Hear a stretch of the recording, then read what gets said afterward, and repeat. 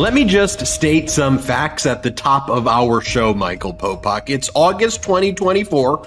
Donald Trump is a convicted felon. He was found liable by a jury on 34 felony counts. Donald Trump was found liable in a civil case for sexual assault and for defamation. Donald Trump's organization, the Trump Organization, was convicted of over a dozen felonies.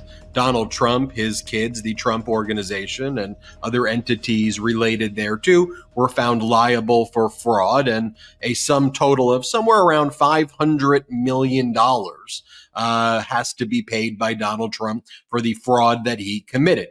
It is August of 2024, and all of those things happened, yet the corporate media did not seem to think that any of that moved the needle. Meanwhile, the Midas Touch Network and Legal F continued to grow simply by saying, you know, those things, pretty egregious. And so when we talk about today's developments, like what's next with special counsel Jack Smith, what's this stipulation that was filed and the latest order by Judge Chutkan, are there going to be mini trials before the November election?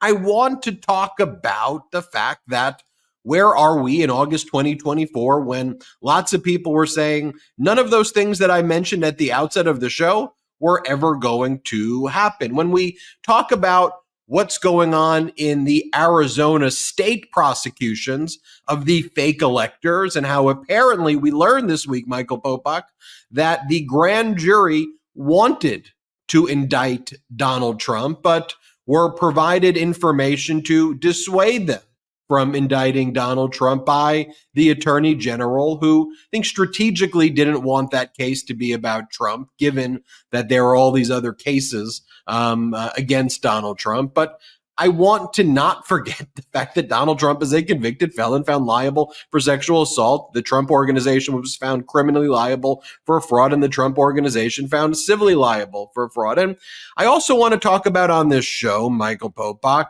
the sentencing of a January 6th insurrectionist by a Reagan-appointed judge. And this Reagan-appointed judge brings us back to a level of normalcy where he calls out the insurrection for what it is and what a dastardly act, what a horrific day it was, and holding these insurrectionists accountable. We're going to talk about all of that and more here on Legal AF. Michael Popok, how is your weekend going so far?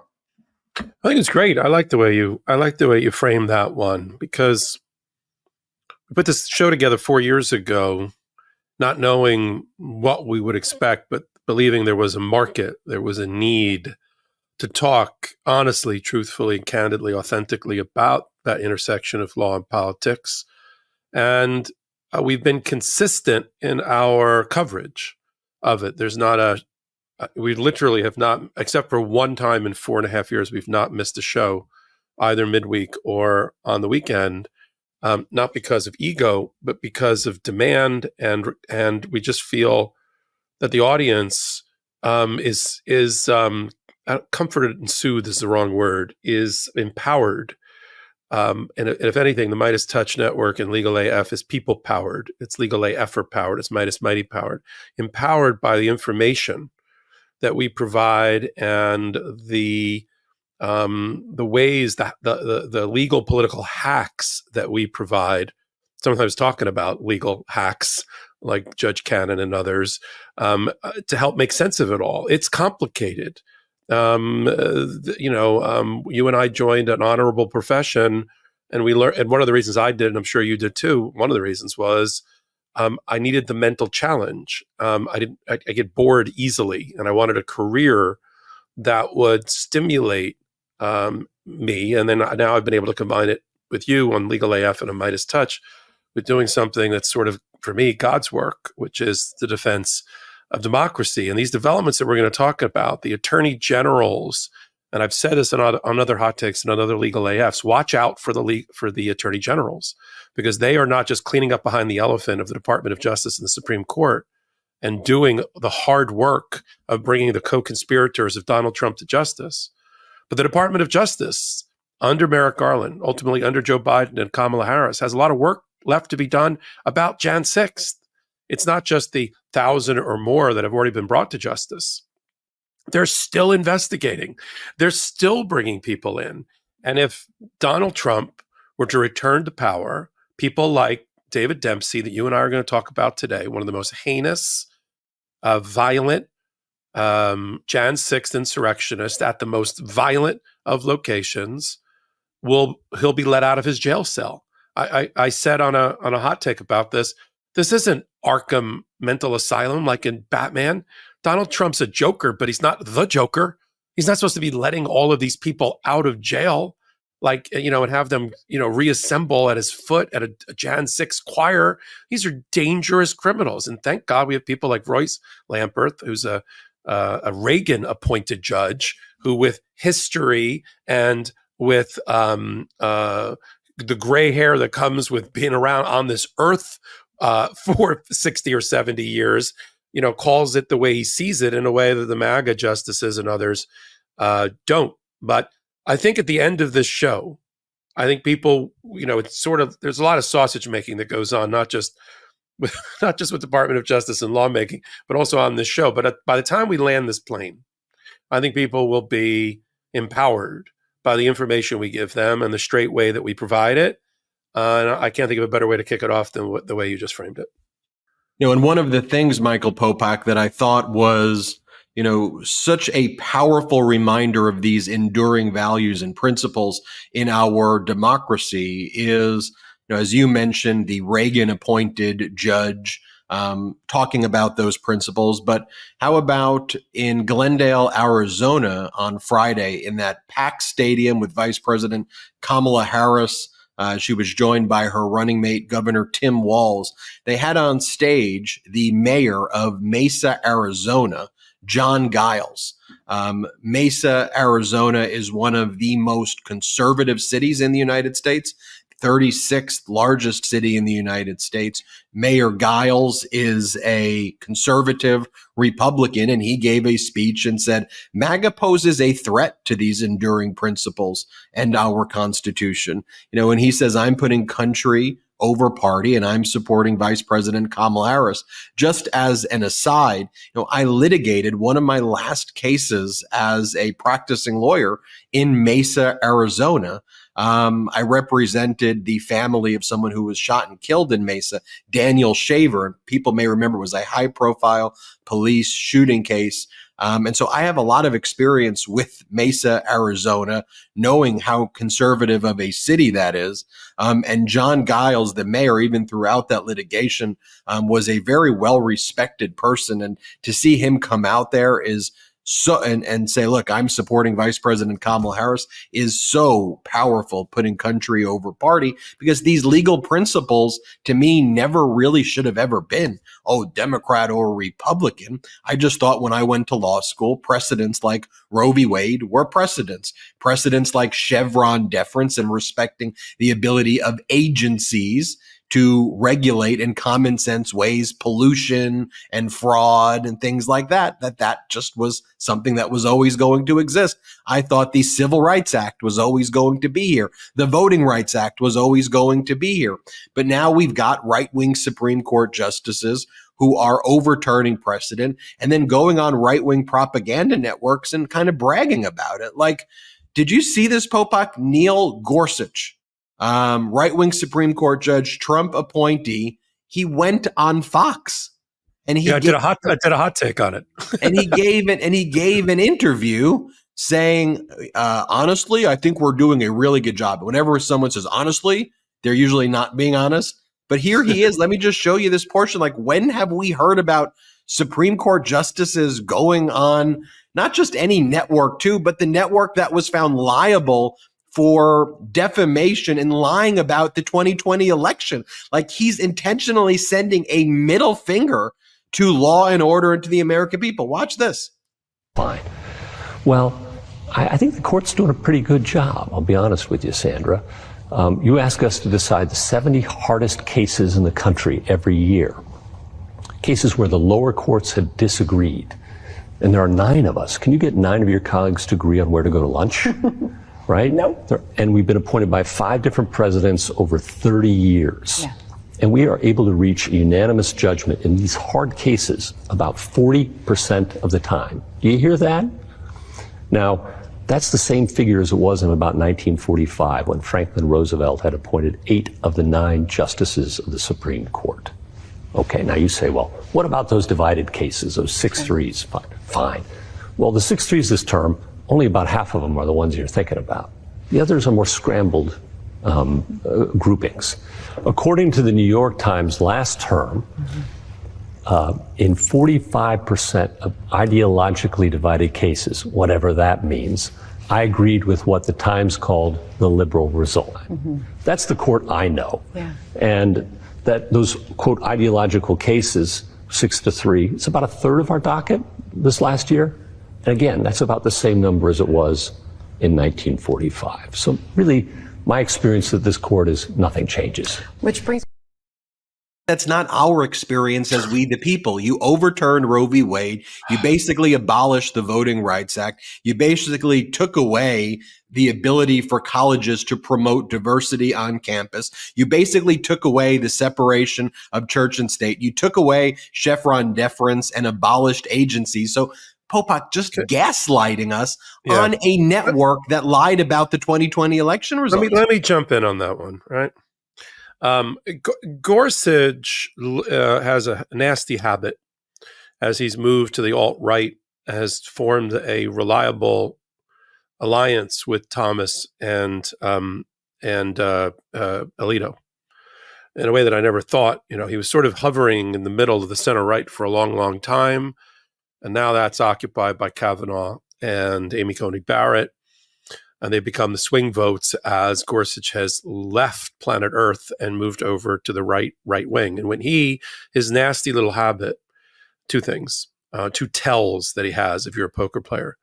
When he says during oral argument, or worse, in an opinion, the facts don't matter, or let's not get bogged down in the facts, that means run for the exits. That means he's going to be untethered in his analysis in the record that has been brought before him. And there are always, except when they're courts of original jurisdiction, which is almost never, they're appellate courts. They're supposed to be reviewing the record below and the facts below, and the facts are supposed to matter. Otherwise, it's just an advisory opinion, or it's just the Supreme Court making law, which is exactly what they accuse the other side of doing. So when he says facts don't matter, look out. And when he starts talking about statistics, hoping that the viewers' eyes will glass over the way that interviewer for Fox just did, and says, well, there are 70 of the hardest cases. And then when you deduct the ones where we agreed, and then you leave, and then you subtract, and then you minus, and then you square root, we end up in 1945. I mean, he is glossing over the reality, which is what you just started to talk about, of what they have done, because the substance, we don't care about the numbers. We care about the substance. If they only got one case wrong because of the MAGA right pull of the court, that's one too many. And if that one case is always about it's always white guys telling women how to run their bodies. It's always a reproductive rights case, or a gun case, or a tearing down the wall between church and state case.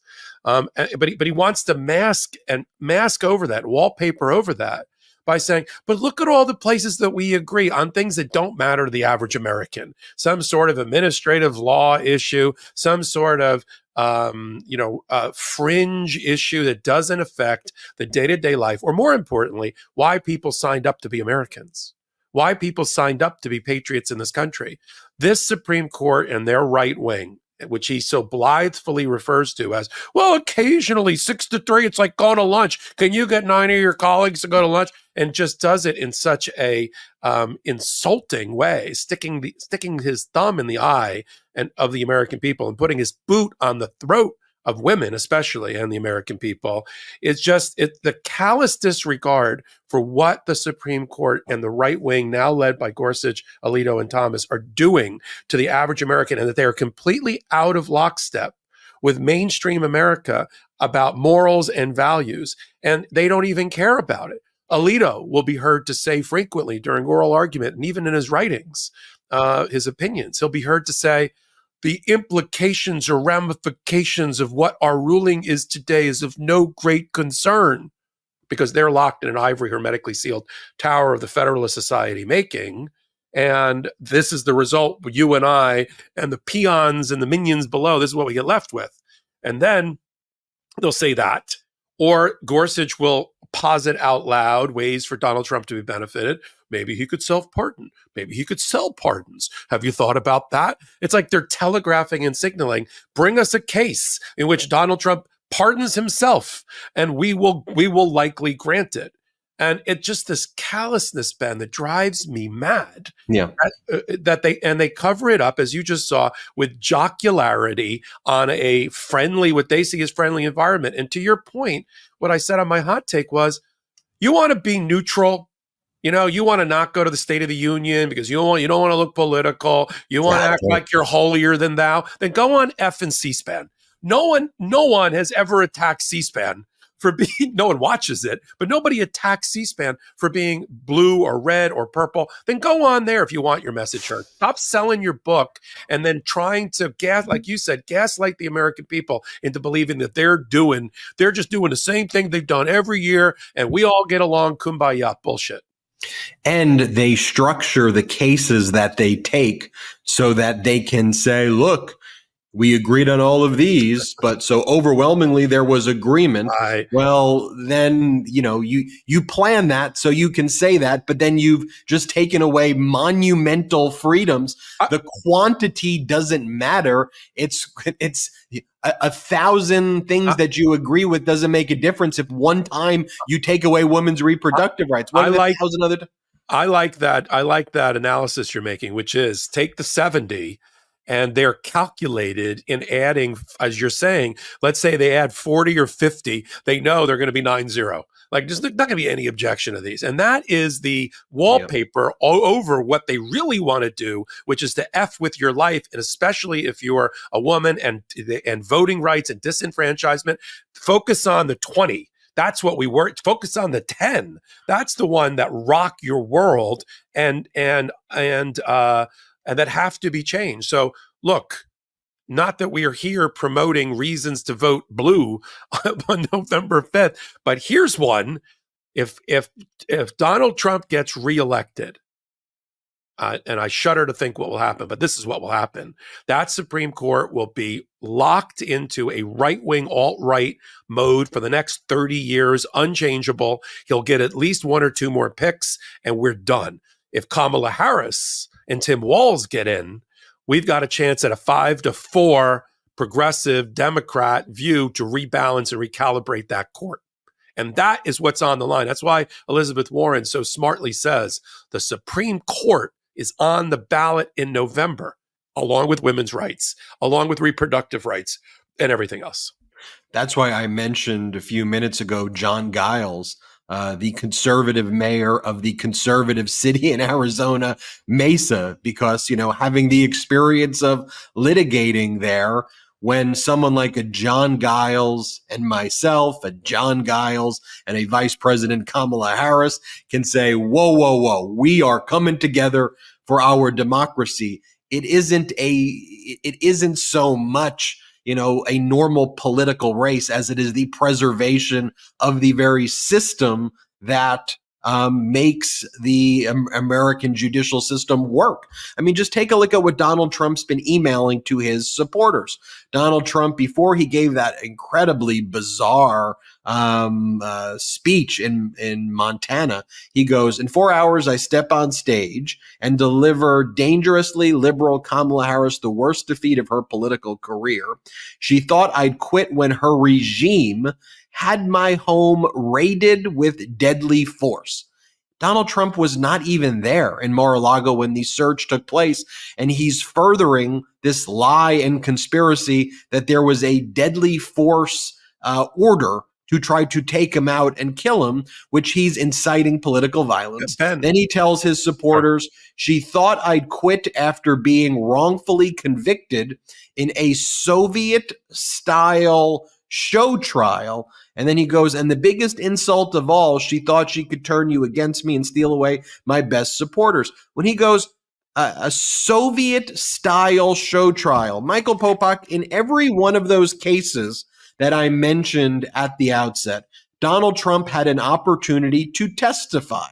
Donald Trump invoked his Fifth Amendment right against self-incrimination in both of the criminal cases and didn't testify. He could have testified in the Trump Organization case. He didn't. He could have testified in the E. Jean Carroll case where he was being accused of sexual assault. He ran to Scotland and Ireland, held a shovel in his hand, and pretended that he was digging something. He could have testified like his lawyer said he was going to testify in the criminal case before Justice Merchan, where he was convicted of 34 separate felony counts.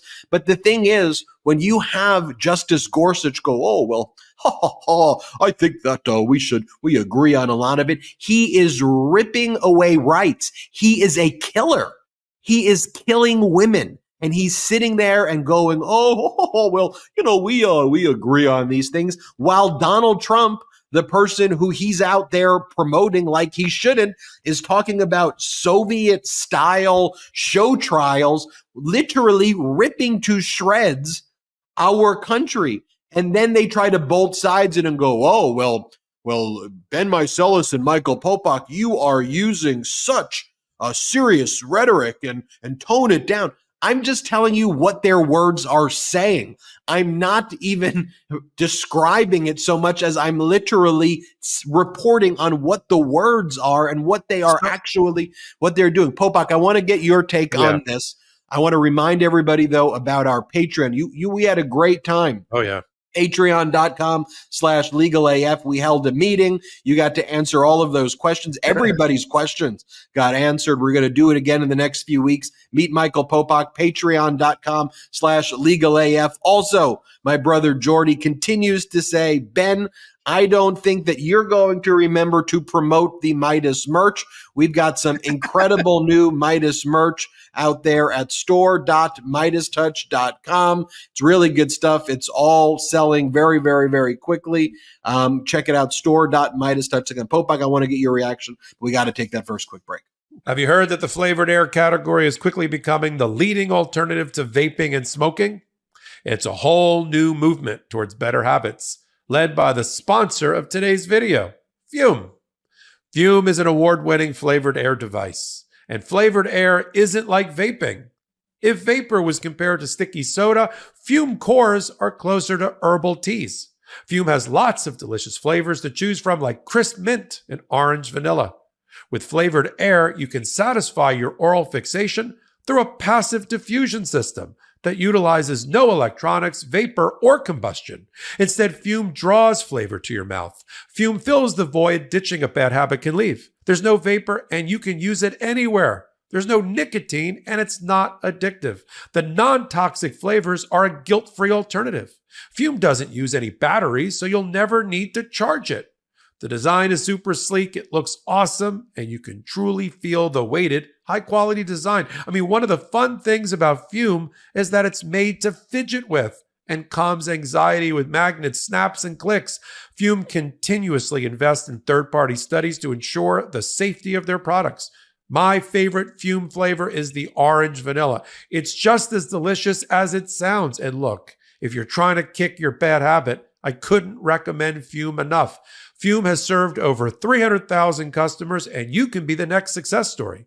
For a limited time, use my code LEGALAF to get a free gift with your Journey Pack. Head to tryfume.com. That's TRYFUM.com and use code LEGALAF or scan the QR code on the screen to get a free gift with your order today. When my mother-in-law arrived from overseas for the birth of our new baby daughter this month, I gave her MD hearing to try. She was hearing us, including the little baby cooings of our daughter, so much better. This podcast is sponsored by MD Hearing. MD Hearing is an FDA-registered rechargeable hearing aid that costs a fraction of what typical hearing aids cost. MD Hearing's Neo model cost over 90% less than clinic hearing aids. The Neo fits inside your ear, so no one will even know it's there. Plus, MD Hearing just launched the Neo XS, MD Hearing's smallest hearing aid ever. MD Hearing recently cut their price in half. That means you can get high-quality, rechargeable digital hearing aids for only $297 a pair. MD Hearing was founded by an ENT surgeon who saw how many of his patients needed hearing aids but couldn't afford them. he made it his mission to develop a quality hearing aid that anyone could afford. I've been raving to everyone about MD hearing aids for a while now. MD Hearing is just as good as premium quality hearing aids. $297 for a pair of hearing aids this good is crazy. I can't believe my family was overpaying so much for hearing aids. Edward S. calls MD Hearing the best hearing aid I've used at any price. MD Hearing has sold over 1.5 million hearing aids, and they offer a 45-day risk-free trial with a 100% money-back guarantee, so you can buy with confidence. Get the hearing aid you or your family deserve with MD Hearing. Go to shopmdhearing.com and use promo code LegalAF to get their new $297 when you buy a pair offer. Plus, they are adding a free extra charging case, a $100 value just for listeners of this show. That's shopmdhearing.com and use our promo code LegalAF and get their new $297 when you buy a pair offer. Michael Popok, great ad reads. Thank you. Support our made it very personal too. Actually, very touching hearing the baby for the first time. That's deep right there. My uncle likes those hearing aids as well. And speaking of the Soviet Union, she's from the former Soviet Union. We'll talk about it next when I get it back. Look, I showed you these emails that Donald Trump's sending. We talked about what Neil Gorsuch was saying. We're just talking about the stakes right now at the intersection of law and politics of this election, which I actually think is not political at all. I thought when I went to law school, these were enduring values that we should all agree to, and we may have nuances on politics, but when it comes to these things, I was like, I never thought that we'd be in a situation where you'd have a Supreme Court doing these things. What's your reaction to all that? Yeah, thanks. I first of all, I just did a hot take about the quiet quitting of Donald Trump. For all his bluster and all his social, what is replacing good old-fashioned retail politicking and campaigning, which we're watching on full display with the Whistle Stop Tour, this buoyant, raucous, enthusiastic, joyful Whistle Stop Tour of 9 different places, 9 different battleground states and things with Vice President Kamala Harris and Tim Walz. That's what you're supposed to be doing to make your closing argument to the American people in the last 90 days or so, because that's all the time you have. There's no time to waste. Donald Trump, however, along with J.D. Vance, believes that there's a substitute for that. Social media posts, mean tweets, J.D. Vance trying to photobomb Air Force Two.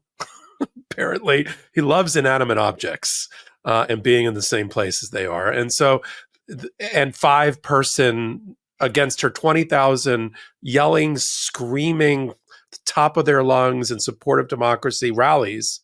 You got J.D. Vance at a factory with 5 people that they recruited, I guess, who knows how, to stand in front of a giant poster that says Kamala, because it's blocked by, it looks like he's actually campaigning for Kamala Harris. This is the quiet quitting part. Donald Trump has had the entire week one rally in Montana, of all places, which last time I looked is not a battleground state. Yeah, there's a Senate race that's interesting, but it's not a battleground state. So he goes to another friendly place, 1, not 9, not every day. I mean, right now we are wall to wall, no pun intended, walls to walls coverage of Kamala Harris and the Midas Touch Network, because she's going to so many rallies and the response is so great. And instead, what I get is, I didn't even understand when you posted this thing a minute ago about one of his tweets. I didn't even understand it. He started it with, in 4 hours, I step on stage and deliver dangerously liberal Kamala Harris the worst, all caps, defeat of her political career. Does he understand how elections work? Does he understand that November 5th is the day of the election, and him doing mean tweets and saying crazy, rambling, demented, unhinged things on Bozeman, Montana is not a defeat of Kamala Harris? I know you skipped that part, and I'm like, does he so demented he doesn't know how elections work? Well, look, Michael Popok, I mean, you did hear what he says about John Tester's stomach. And that may, I mean, that was one of the more powerful moments of the speech here. Do we have that clip? We're going to talk. We got to talk about the court case after this. But I'm going to Chris show you Christie versus John Tester's stomach in the world of Donald Trump. Go. His name is John Tester, and I don't speak badly about somebody's physical disability, but he's got the biggest stomach I have ever seen. I swear. I swear. That's the biggest stomach. I have never seen a stomach like that. Because he doesn't look that heavy. You're not allowed to use the word fat. So if you use the word fat, you can say obese, you can say anything, but you can't say fat. That's the end of your political career. I said it the other night. Somebody in the audience said, Chris Christie is a fat pig. And I said, sir, Chris Christie is not a fat pig. You should not. And we argued about it for 3 or 4 minutes. So that was, nah, he's not a fat pig. That's what he's left with, Ben. He's left with commenting on the girth of a Senate candidate in Bozeman, Montana. Yeah, he has quit his own campaign. I mean, I think he's looking for the exit. And J.D. Vance, who, was the show pony who broke a leg on the first day, one trick pony. He's got nothing else to do. Now he just photobombs Kamala Harris and tries to get attention for himself. I thought, what's her name? Sarah Palin was terrible. And even Paul Ryan had major issues. But J.D. Vance is the incredible shrinking candidate. This mythology about him is completely a false and rings false. He doesn't look like he should. I wouldn't let him run a government. I wouldn't let him run a bath. At this point, and the American people are soundly and roundly rejecting the Trump Vance viewpoint. I don't know if you saw this, Ben. Did you see that maybe because of all the coverage and criticism that he's getting on the Midas Touch Network and on Legal AF about the Project 2025, writing the foreword for the architect of 2025 in his new book, they've decided to shelve the book until after the election. Smart. Smart. All right. Tell us, though, Popok, what's going on before Judge Tanya Chutkan, the Washington, D.C. Federal criminal case against Donald Trump for trying to overthrow the results of the 2020 election. That's the case which went to the Supreme Court after first Judge Tanya Chutkan denied Donald Trump's motion to dismiss on absolute immunity grounds. Trump appealed to the D.C. Circuit Court of Appeals. They unanimously, both Democratic and Republican appointees, following what the actual law was, said, no, you don't get absolute immunity. Denied. Donald Trump went to Neil Gorsuch, who we saw earlier in the show, the right-wing Supreme Court justices, 6-3 decision. They said, yeah, absolute immunity. Not only that, you get absolute immunity for official duties.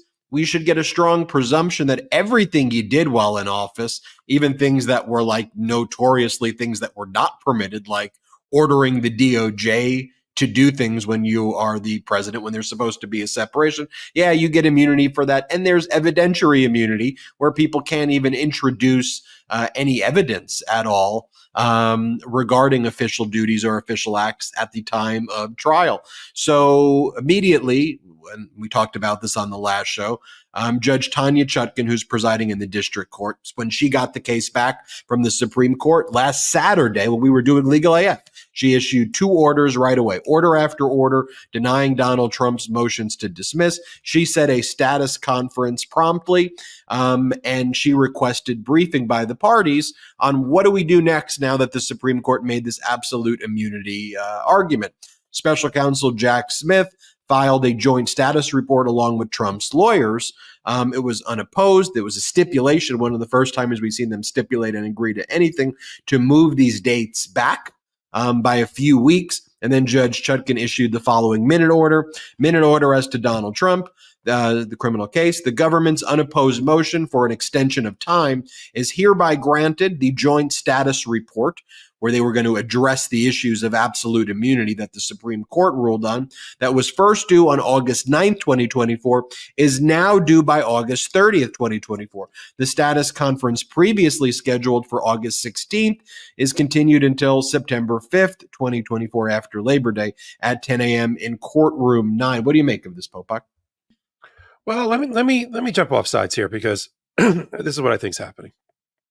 not jump off sides from you, just sort of the common consensus here. Jack Smith needs more time for two reasons, and I think it was a wise decision for him. One of them is he has to consult with all of the various civil and criminal divisions of the Department of Justice, this giant Leviathan machine that we call the Department of Justice. He has to consult with all the heads. Right now, there's a lot of emails and memos going around. There's a lot of conferences and calls because it's not just about Donald Trump. It's about past Jan 6 insurrectionists, future Jan 6 insurrectionists, cases we haven't even thought of, cases they haven't even thought of that could happen in the future, and how the ramifications of taking a position under this immunity decision will impact the Department of Justice for a long time, for the foreseeable future, for generations. So it's a really hard decision they have to make, and they need more time, despite the fact I'm sure they've been working on this since the July 1st decision came out, and or the decision in Fisher versus the United States came out, in which two of the counts, obstruction of an official proceeding, were kind of imperiled by that decision for Donald Trump, or at least there now has to be an argument to save it. That's one. Secondly, though, I think that what we're watching is because the July 1st decision by the United States Supreme Court was so lawless, was so unhinged, was so untethered to an appropriate analysis, was so slapdash put together by Chief Justice Roberts and trying to put together some coalition of the right wing willing in order to side with Donald Trump, against all of this infighting going on in the court. Of course, all glossed over by Gorsuch in your Fox interview clip today. It just shows you how difficult the quote unquote precedent and requirements that they have now put on the government and put on Judge Chutkan are to apply. It's not an easy decision because it's almost impossible to follow. You gave a perfect example. The core, I know what core presidential powers are under Article 2. And I know where to look for them. They're in the Constitution. And generally, the conversations that a president has with somebody in the Department of Justice is not generally considered core presidential function. It could be considered official conduct stretched to its outer boundaries, for which it is a rebuttable presumption that it has immunity under this decision. But generally, that conversation between Donald Trump and Jeff Clark, where Jeff Clark said, hey, I have a way to overturn the will of the people. I can put something on Department of Justice letterhead and throw a monkey wrench into Georgia and other states' certification of the election and claim that there was fraud in the election when there wasn't. And Donald Trump said, great, can you get it out now? He goes, yeah, I'll write it right now. That would be, in my view, official conduct at best. But no, in the order, they said, and we'll give you an example. And we're going to take it off the board right now. Conversations between the president and Jeff Clark, absolute immunity. I'm like, okay. It didn't make sense from the teachings of the decision, from the ratio descendi, as we like to say, the Latinate way of saying the kind of the logic of internal logic of the decision or the case law or the precedent. By the way, as we all commented back in the day, and that day was July 1st, this opinion was woefully lacking and light on precedent analysis and case law. And they had all the greatest hits. They throw in the one-liner about no man is above the law. And then the entire opinion was about putting one man, Donald Trump, above the law. And so because of that, it's very difficult for Jack Smith or anyone to map this decision onto the indictment, because it's all a mess. It's all gobbledygook on purpose. It's so opaque. And so that's what they're having problem with. So they got to take a position. It's not just about, we'll get back to you about how we want to brief this. They're trying to come up with what is their good faith analysis for the best position, and like a good pool player, to set up the next shot. Not just in this case, but in other cases.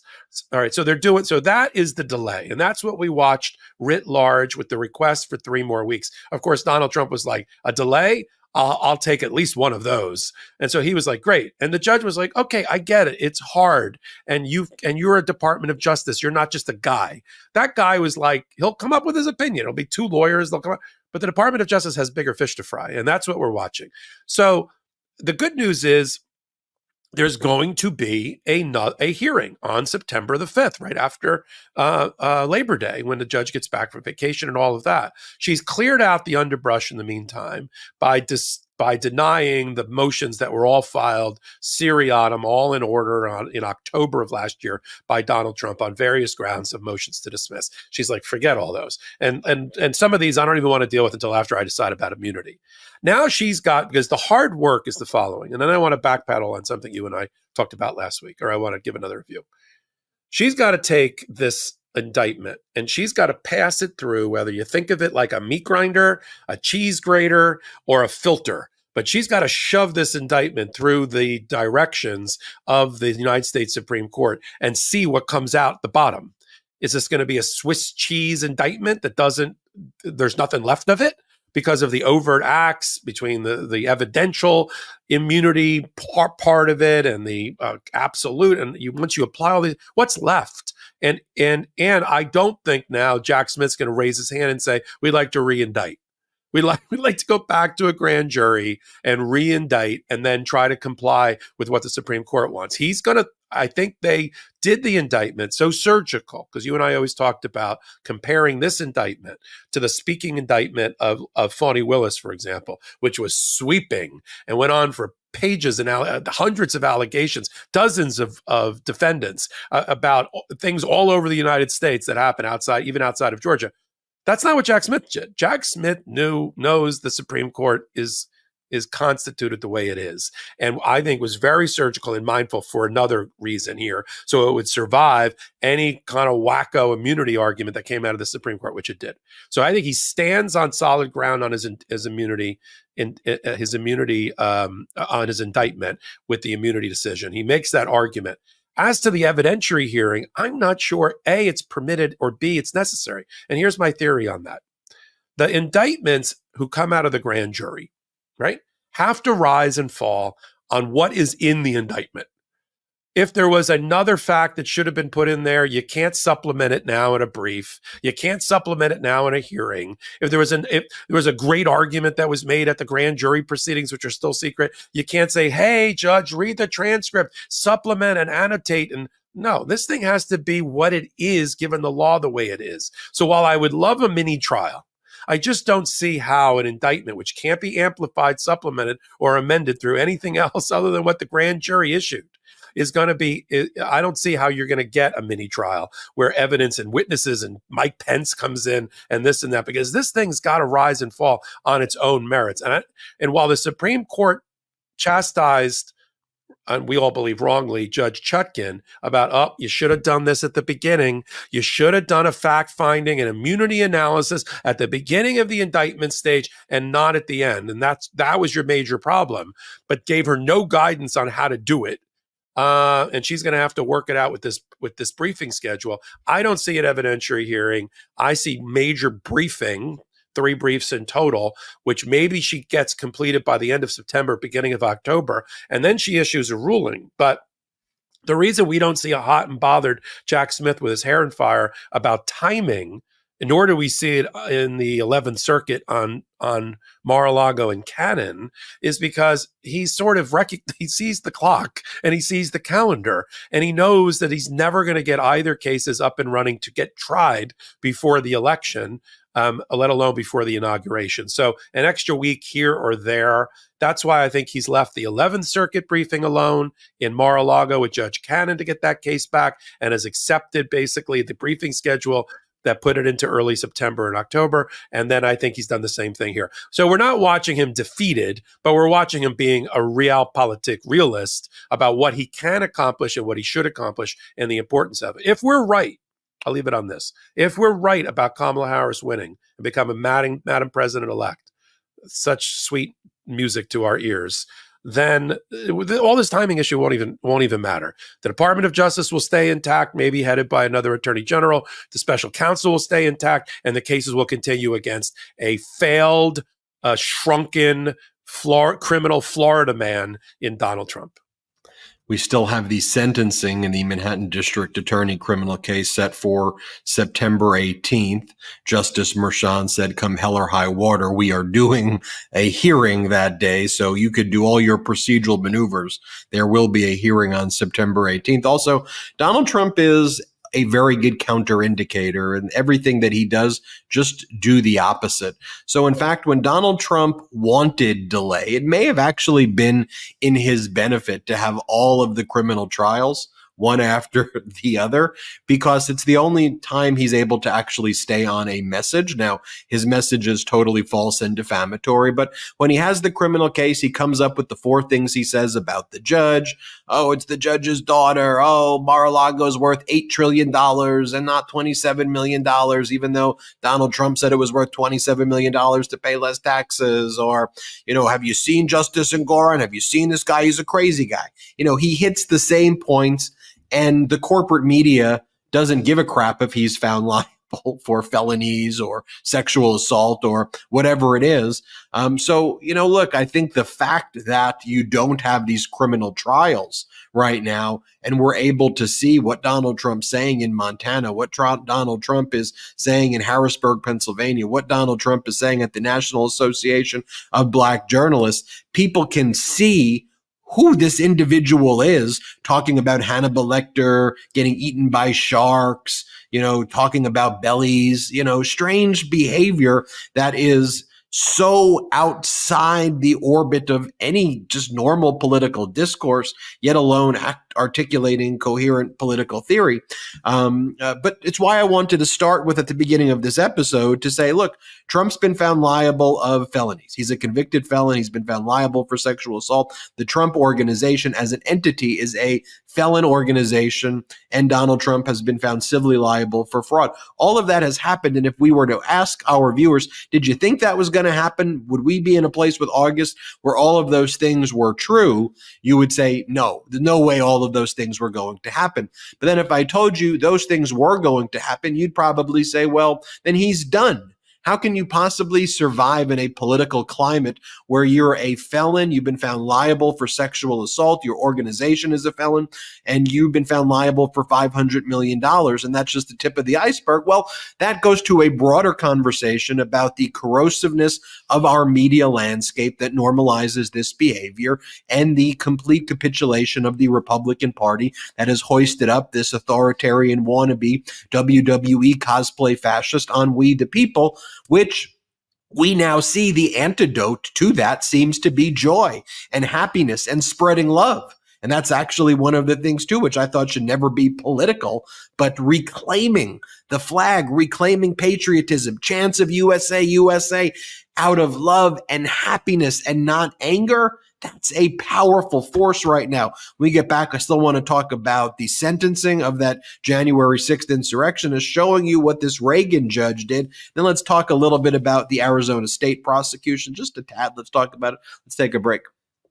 How much do you think you're paying in subscriptions every month? The answer is probably more than you think. Over 74% of people have subscriptions they've forgotten about. I definitely did. Like the time I forgot that I subscribed to Peacock, but thanks to Rocket Money, I'm no longer wasting money on the ones I forgot about. Rocket Money is a personal finance app that finds and cancels your unwanted subscriptions, monitors your spending, and helps lower your bills so that you can grow your savings. With Rocket Money, I have full control over my subscriptions and a clear view of my expenses. I can see all of my subscriptions in one place. And if I see something I don't want, Rocket Money can help me cancel it with just a few taps. I love how the dashboard shows me this month's spending compared to last month, so I can clearly see my spending habits.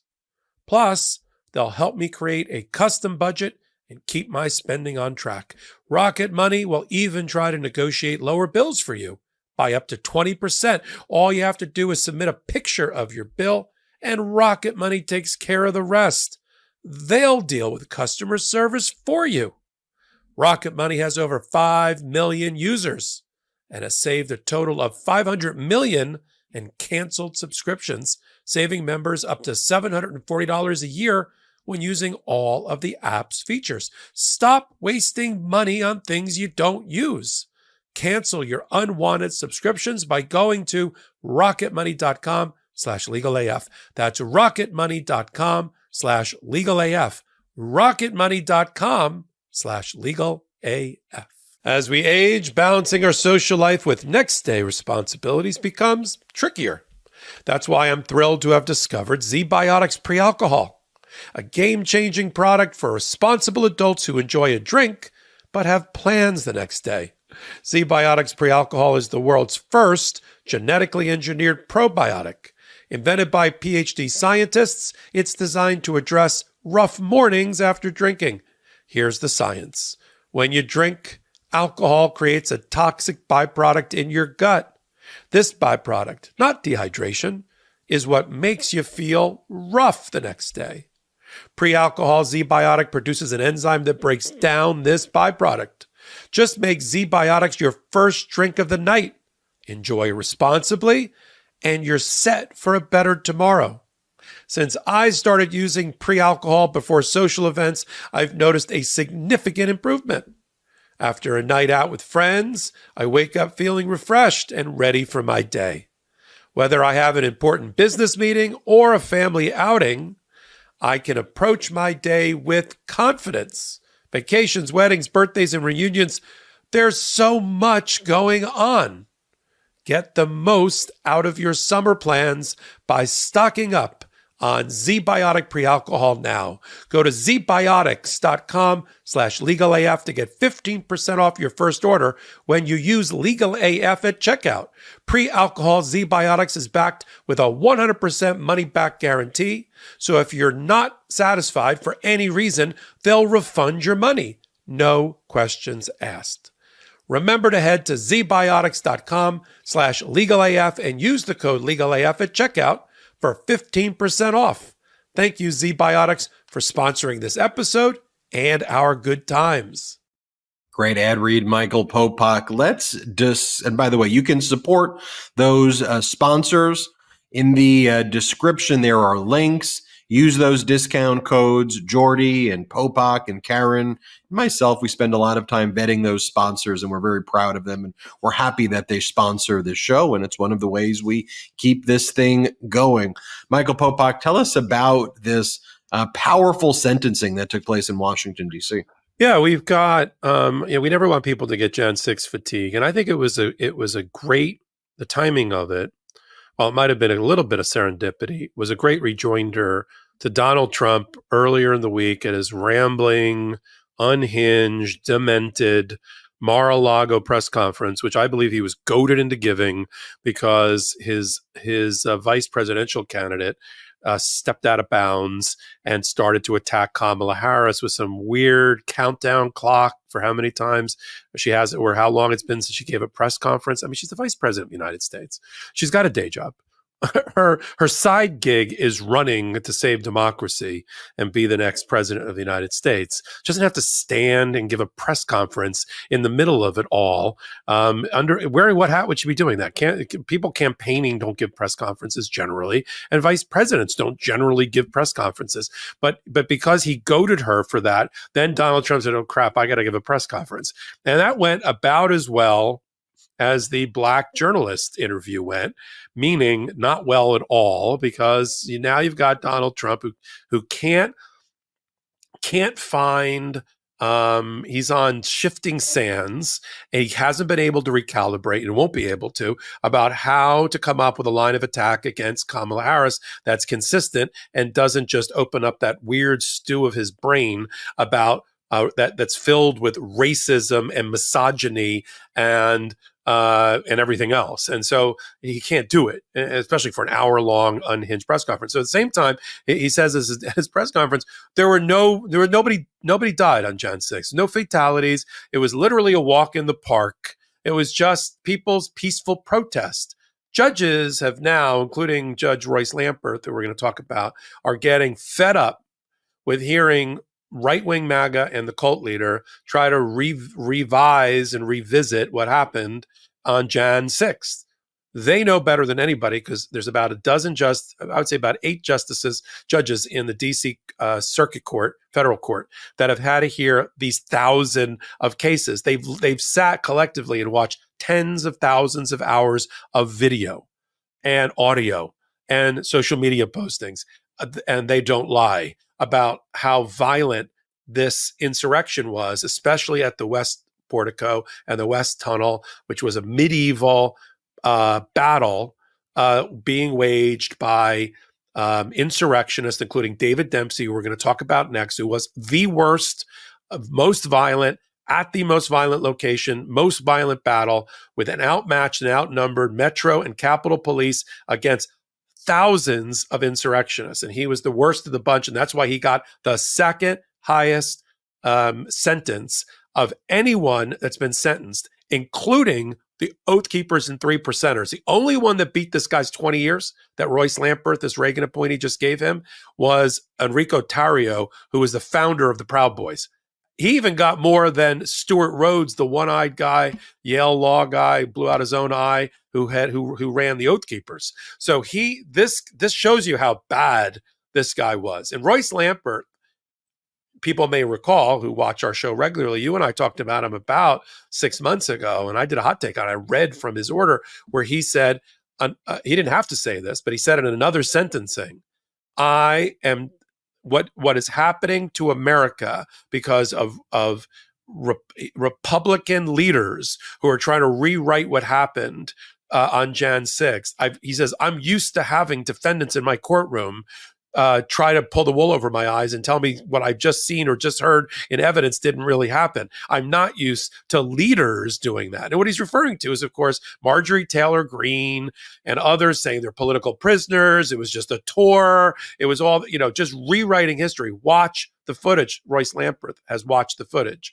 And so I thought it was a great rejoinder just a day after Donald Trump lied, looked the American people in the eye once again and lied to them and totally disparaged the memory of 9 people who are no longer on planet Earth because of Jan 6th, half of which are law enforcement and the other half even his own followers who died by stroke, or somebody tried to make their way to the speaker's hallway to go kill elected officials and was stopped by law enforcement, and heart attacks and drug overdoses and whatever else happened that day. And then people that took their own life that happened to work in law enforcement because of the brutality of what happened on that particular day. That alone tells you how horrific Jan 6 was, that people no longer would want to be on planet Earth who were in law enforcement because of what they saw and what happened to them. So Dempsey, particularly, if you just see the rundown that Royce Lamperth did, he pled guilty, the guy. He was also known by online sleuthers who tracked him down and reported him to the Department of Justice as a flag gator, cop hater guy, because he wore a flag gator around his neck and he covered it up to his eyes. And he attacked. He was only charged and convicted of violent attacks on 2 law enforcement. I'll talk about that in a second. But he did more than that. As Royce Lamperth and the Department of Justice put it, he used as human scaffolding other Jan 6th insurrectionists, climbed over them, got to the top, and whatever he could get his hands on, he got his hands on broken furniture, a flagpole, police equipment, and he mercilessly battered law enforcement. One of the 2 cops that he beat so mercilessly was hit in the head so hard by a flag, I think it was a flagpole or a piece of broken furniture, by David Dempsey, that it not only left a gash on his head, but the cop was almost out. He was a detective for the Metropolitan Police. He was almost out on his feet, almost knocked unconscious by this. Officer Nguyen was just sprayed with a torrent of bear spray or pepper spray directly into his eyes. Not just but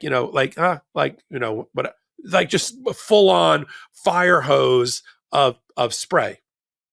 And for all of that, and literally the Department of Justice said this is if not one of the most violent insurrectionists. And that is a counter to all the people in MAGA and the elected officials that have told the American people that these people weren't armed. They were. If they weren't armed when they got there, they certainly found makeshift arms when they arrived. That they were just peaceful protesters expressing their First Amendment rights. That's not true. And the jails are filled with people now who have been convicted because of otherwise. Not in kangaroo Soviet-style courts, either bench trials or jury trials with evidence, with juries, with grand juries, with convictions, with pleas to avoid a jury trial of these people. And almost every one of them, except for David Dempsey, I'll leave it on this for you, Ben. Most of them are broken people after they're sentenced, especially if they're sentenced for 10, 15, or 20 years. And there's a whole group of about 12 of them that are serving between 10 and 22 years. And they blubber and they cry and they beg for forgiveness and they talk about their families and all of that. But then there is this hardened group of criminals. This is the group that Donald Trump will let out of the jails like he's like the Joker emptying Arkham Mental Hospital if he gets elected again. And this includes David Dempsey. David Dempsey didn't cry. David Dempsey, according to courtroom watchers, made a symbol of white supremacy on his way out after being sentenced. And others have chanted Trump won as they drag them off with the federal marshals and get them assigned into a prison where they belong. This group of the top from 10 years, and this is 6 or 7 different judges of all different political stripes, including Republican appointed and Trump appointed, have sent this group away, this subgroup away. Donald Trump will let them out of the jails, commute their sentence, and pardon them if the American people give him an opportunity to do it. Well, look, I think it's important that people still know there are Republican mayors like John Giles in Mesa, Arizona, that there are Republican-appointed federal judges who are upholding law and order, and we can draw the distinction between a once proud political party in the Republican Party versus whatever this MAGA strand that took over.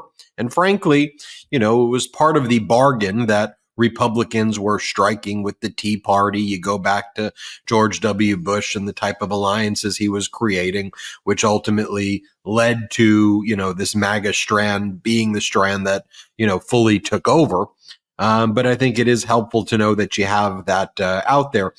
I want to turn to Arizona. We talked about at the beginning of the show, this packed crowd that Vice President Kamala Harris, Governor Walz spoke in front of in Glendale, Arizona. But a lot of legal developments in Arizona. We have Donald Trump's former lawyer, Jenna Ellis, entering into a cooperation agreement with state prosecutors to testify against all of the co-conspirators, all of the fake electors who were criminally indicted, against Meadows, against Giuliani, against everybody who's being criminally prosecuted there. So she's become a state's witness. I think she also pled guilty in Georgia, so that's a big development. You had one of the fake electors enter into a guilty plea this past week. Lorraine Pellegrino admitted to guilt and being involved in the fake elector scheme, and she'll be cooperating and testifying against the other fake electors. And then we learned this other thing about the grand jury in Arizona before the indictment was ultimately handed down, where 18 of these criminal defendants were indicted as co-conspirators of Donald Trump. But Michael, the grand jury wanted to indict Donald Trump. And they were like, so why haven't you presented the shooter? You presented the guys who put the bullets in, you presented the guys who built the gun, but we want to indict Trump. And then the prosecutors put on a PowerPoint presentation that actually misconstrued what's called the Pettit policy of the DOJ. And the prosecutor in Arizona's put on this presentation saying, actually, we shouldn't be indicting him because the DOJ is already doing a prosecution. That's not what the Pettit policy is. I mean, if there was an acquittal at the Department of Justice level, then the states aren't supposed to prosecute. But that's not what happened, nor are state prosecutors bound by DOJ policy. the policy that was being presented was, if there's an acquittal at the state level, should the DOJ have a federal prosecution if there's an acquittal at the state? And the Pettit policy says we really shouldn't, unless it's the most egregious kind of mishandling of the legal system. So somehow that was contorted so that Donald Trump ultimately wasn't indicted in Arizona. And I want to get your thoughts on that. Do you think that was strategic, that they just didn't want to indict him? They wanted to get their guilty pleas. They could indict Donald Trump at a later time. They want to have these convictions. They know if Trump was in, then Trump would use all that PAC money and help the other criminal defendants. If Trump's not included, try to maybe do it differently than what we see in Fulton County, Georgia, where Trump and all these people were included. It became a mess.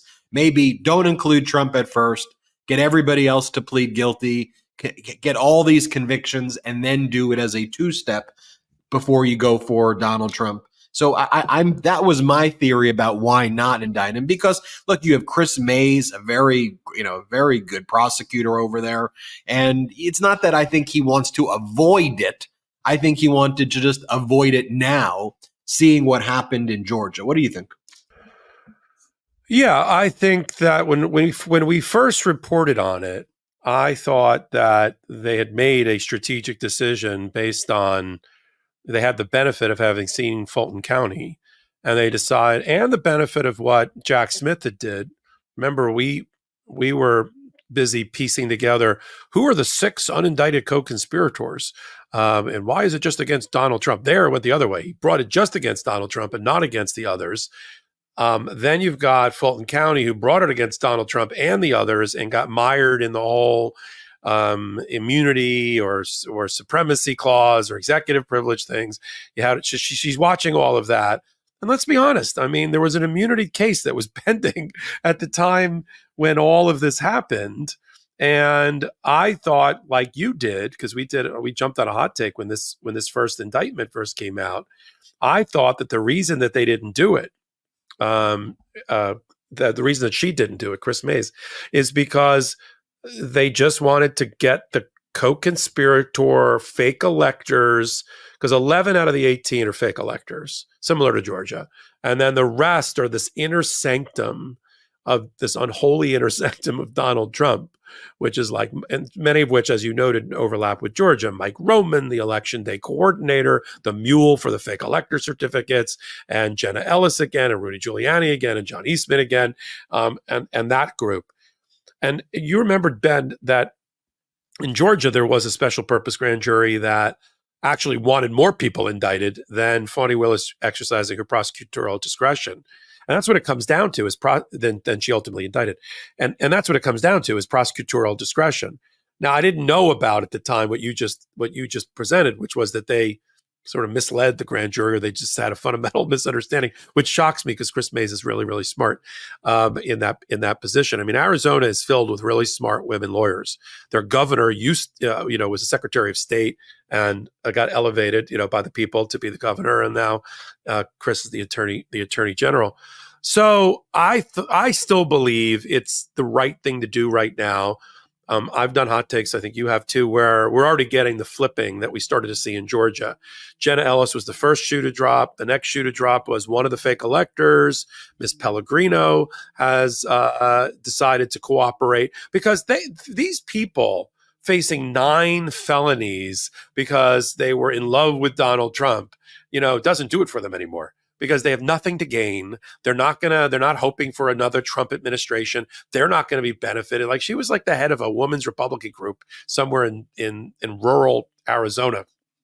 And so like she's not going to go take one for the team, because she doesn't get anything back. I mean, that's the difference that you and I have analyzed between that and that upper level in that food chain, right? This inner circle that believe they are going to be benefited. They're going to be restored to power. They're going to, they're the shadow government, and so they're willing to go down with the ship with Donald Trump and take one for the team, because they think they're going to be rewarded in the afterlife if Donald Trump gets reelected. This other group of like the fake electors who just signed the receipts for the conspiracy, like they're heading for the exit, and they're like, where is the key to the door? I need out. So there's going to be at least a half of the fake electors that are going to cooperate with Chris Mays' investigation, and they better hurry, because as we've talked about in prior Legal AFs, prosecutors under theory like, don't make me work that hard. The harder you make me work and I start giving out deals, the next people coming in are not going to get misdemeanors and probations. The next people coming in are going to get felonies. And so that incentivizes people to hurry up and make their decisions. That's why in Georgia, some of the former lawyers for Donald Trump got felonies, and some of the former lawyers got misdemeanors, and some of them gave tearful, like, I'm sorry, and like Jenna Ellis, which of course lit up all the prosecutors around the country, because they're like, well, she's going to fold like a cheap suit, like a card table. Let's just go after her.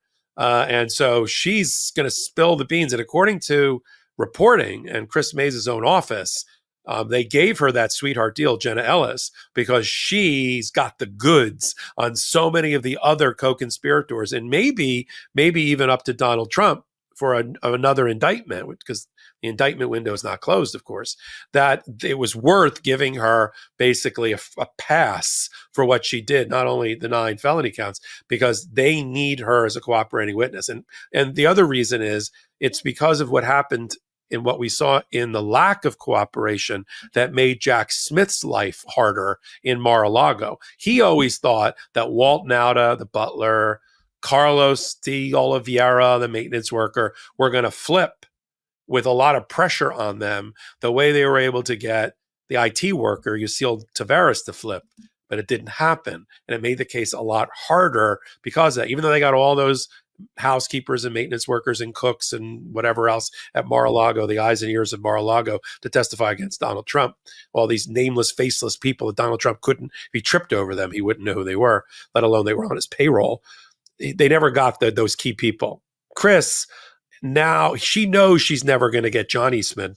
She's never going to get Giuliani. She's never going to get Mike Roman. These are the truest. You prick them and they bleed Trump, whatever color Trump is, and that's it. And so without them, they can't get the rest of the case. So they got to give a sweetheart deal to Jenna Ellis. Hope they pick up like Ken Chesborough again. Sure they will. And then get all these fake electors to flip. And then they got their case. And then they can revisit the issue after they see what happened with this immunity decision, because they got to now apply. That immunity decision isn't just federal. It applies to state prosecution of Donald Trump, and it has to be followed. As murky and muddy as of a decision it is, it has to be followed.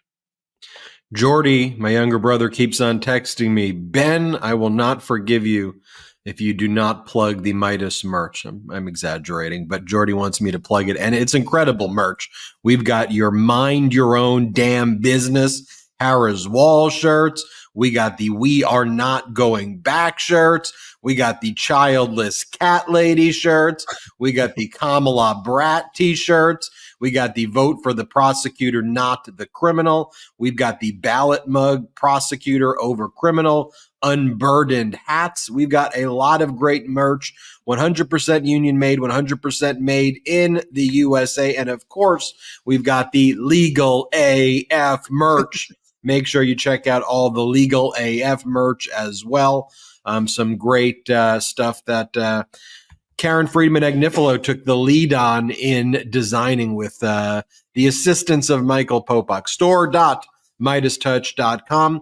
In the next 2 weeks or so, maybe 3 weeks, we'll come up with the date of when we'll do our next partner and associate meeting on Patreon. Michael Popok and I did one last week. It was so incredible meeting you all as close to in person as we can, virtually through Zoom. Go to patreon.com/legalaf. It helps build this show. It helps build the Midas Touch Network because we don't have outside investors, and it's fun. You get to meet Michael Popok, ask him questions on a Zoom, and you get to hear things that maybe we weren't able to cover on this show. So thank you to everybody who joined there. We're averaging about 15 to 20,000 new subscribers every single day right now on the Midas Touch YouTube channel, which is pretty incredible. That means each one of you are sharing this network with 1, 2, 3, 5, 10, 20, 100, 1,000 people. If you just share this network with just one person, that goes a really long way to help. Corporate media has let us all down. They failed. They continue to fail. We can't rely on them. We have to build our own media network. This community, you are doing it. It's called the Midas Touch Network, and we have taken the power back. We, the people, you are part of that. The biggest part of that is you. Thank you, thank you, thank you. Also, subscribe to Legal AF on audio podcast as well. It helps the algorithm on the audio podcast, so just search Legal AF there. Thank you all so much. Michael Popok, always great spending time with you. Legal AF first, always an incredible time spending time with you. Thank you all so much for doing your part in protecting, preserving, and defending our democracy. Shout out Legal AF first. Shout out to the Midas Mighty.